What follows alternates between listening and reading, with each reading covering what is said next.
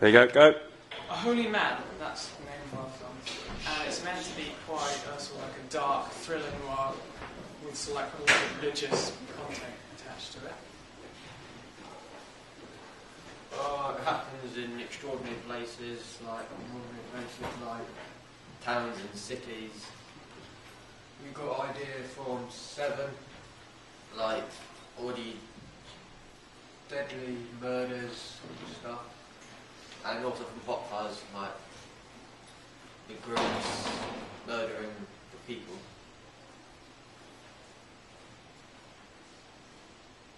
Yeah, the storyline follows a cop called Lee who lives in an English town and he works at a local precinct. He has quite a sort of a harsh boss who's like constantly pressuring him to do well at work, and when he doesn't, he's like always threatening to fire him. And he gets tasked with going to like investigate all of these murders, which seem to happen quite regularly, and how they're all connected, but they don't really realise how at the beginning. So he goes, and there's a whole load of clues sort of like left around the murder scenes, and he follows those clues, which all lead him to dead ends. And he's just sort of like in the place where he doesn't know what's going on, and he's like trying really hard to find it out. And then his boss sort of like lays him off and says, listen, take 2 weeks off, and if you can't figure it out by the time you come back, then just don't bother coming back at all.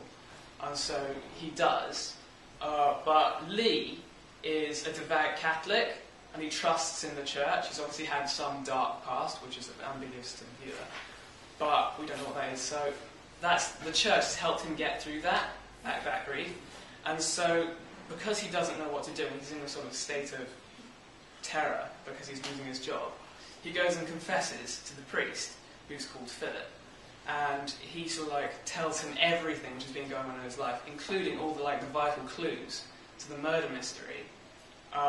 And he returns to work with nothing, and he says, "We'll just go home." But then he starts noticing, sort of just from news and what he's hearing about the murders, that all the information that he sort of gave to Philip, who was the priest, about the murders and things, sort of seems to be affecting how they're done, so that it's like that wouldn't be obvious the next time that happens.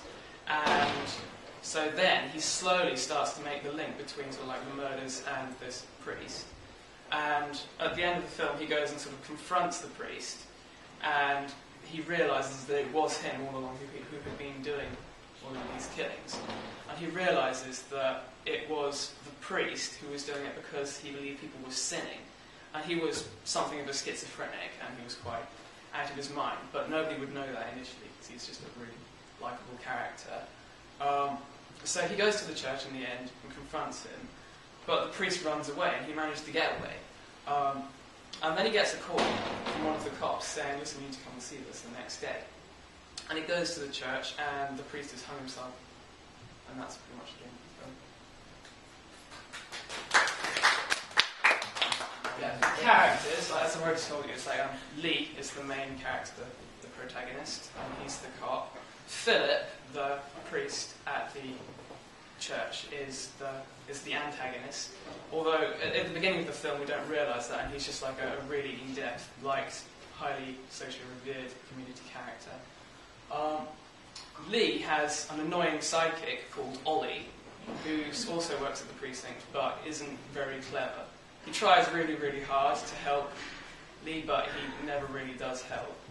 And then Harris is Lee's arrogant, not very friendly boss who lays him off in the end.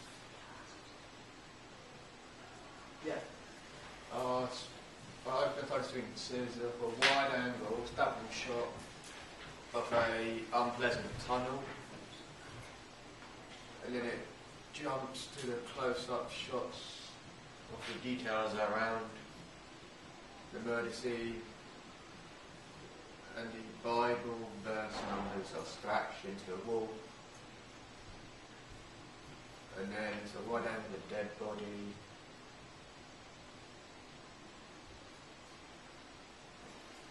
And a close-up of the dead body's face.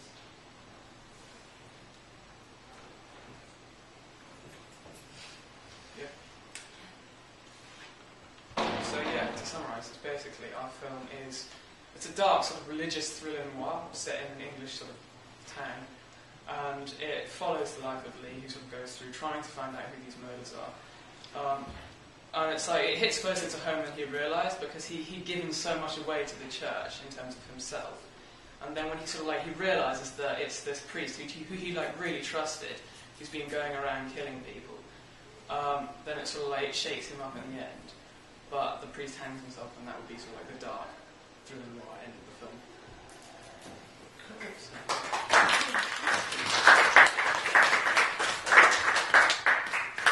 Any questions? Any at all for you guys? No? Oliver? Can you just go into a little bit more? I didn't quite get what the opening title sequence was actually about.